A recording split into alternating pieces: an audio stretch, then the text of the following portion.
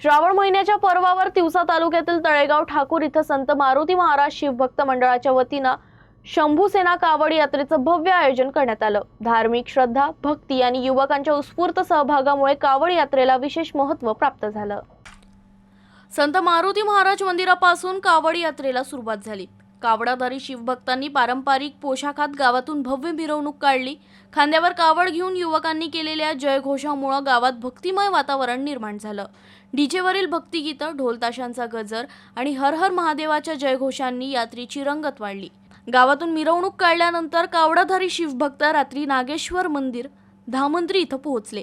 तिथं मुक्काम केल्यानंतर पहाटे 3 वाजता विधिवत पूजा अर्चा करण्यात आली।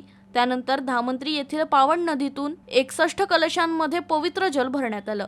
हे जल घेऊन शिवभक्तांनी तब्बल 32 किलोमीटरची पायदळ कावड यात्रा सुरू केली। या यात्रेत सुमारे 700 फूट लांबीची भव्य कावड खांद्यावर घेऊन शिवभक्तांचा ताफा तळेगाव ठाकूरकडे रवाना झाला। या आगळ्यावेगळ्या कावड यात्रेमुळे सहभागी शिवभक्तांमध्ये विशेष उत्साह निर्माण झाला होता।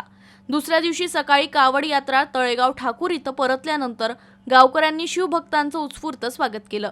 त्यानंतर कावडाधारी शिवभक्त कावड घेऊन गावातील विविध मंदिरात तसेच संत मारुती महाराज मंदिरात पोहोचले।